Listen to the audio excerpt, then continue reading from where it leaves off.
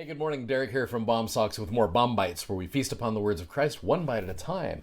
As we've done this week, I've tried pointing out titles of Jesus Christ that are found in section 45. We talked about the advocate yesterday, which I think is so important to understand. Anyway, I love that idea. So the one I want to focus on today is found in verse 7. And this one actually is talked about quite a bit, and we haven't really addressed it. And I love the idea here. Verse 7, "For verily I say unto you that I am Alpha and Omega, the beginning and the end, the light and life of the world. A light that shineth in darkness, and the darkness comprehendeth it not." So there's really quite a few things in there. This light that shineth in darkness. And the reason I bring that up to you is because Jesus started with this idea of Alpha and Omega. And you've seen that a lot in the Doctrine and Covenants. Alpha is the first letter of the Greek alphabet. Okay, here's Alpha. Omega is the last of the Greek alphabet. Here's Omega. And you put those two together, and Jesus Christ is Alpha and Omega, the beginning and the end. And I know when we look at that, I know for myself, I've always looked at that in the very much eternal perspective, right? He is the beginning of eternity, and he is the ending of eternity. And when your finite mind, at least mine does this, when your finite mind is trying to think about eternity, it messes with stuff. My mind starts to go, oh dear, what does that mean? This no beginning and no ending, but he is the beginning and he is the end.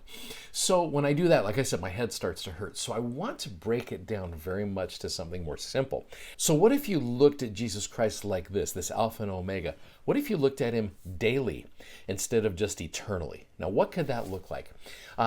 So when you think about Jesus Christ, you wake up every single day, and to you, he is Alpha. He is very much the beginning of your day. How would you spend your day? Would you spend it, hitting the snooze button a lot? And maybe I'm speaking from personal experience, because I am a snooze button hitter. But what if we started off and just you know what? We got to start with morning prayer. We have to start with some kind of a connection to him. It doesn't have to be a lot, but it can be something that is simple, that daily reading of the scriptures. I know my wife and I have had numerous conversations about this. For her, it is crucial to be able to wake up every morning and read her scriptures.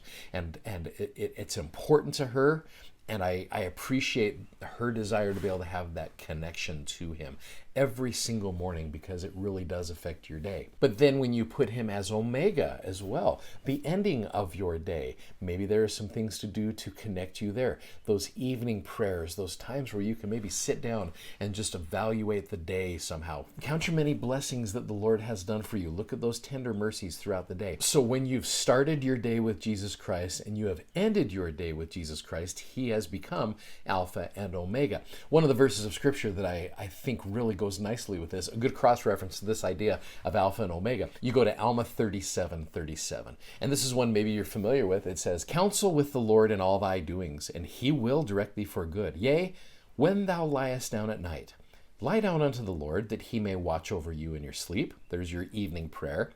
"And when thou risest in the morning, let thy heart be full of thanks unto God.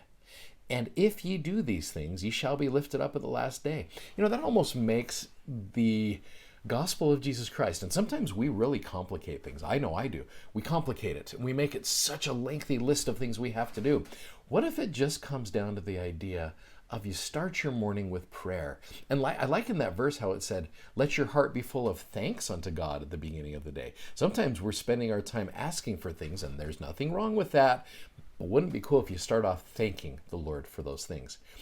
In the evening time, pray for the Lord to watch over you in your sleep. And what that ends up becoming is, if Jesus Christ is the Alpha of your day and the Omega of your day, then he is also going to be the middle of your day. You're going to think about him. It'll cause us to remember him more. Elder Bednar a few years ago talked about this idea of praying always. And he says that's really what praying always is you start your morning. Your morning prayer becomes a continuation of your previous night prayer. And you're thinking about it all day. And then the end of the day becomes a continuation of that. And then when you wake up in the morning, it's a continuation. So that becomes a praying always thing.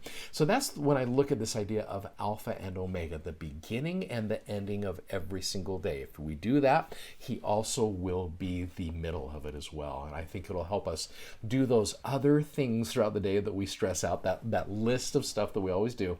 I think it might make it a little easier if he is the Alpha and Omega of each day of our lives. Anyway, I hope that helps you guys out. Tomorrow, I'm going to share with you a title that is not mentioned in section 45, but is alluded to through the whole section. So thanks for watching. Thanks for subscribing. Thanks for sharing. Godspeed. We will see you tomorrow. Bye-bye.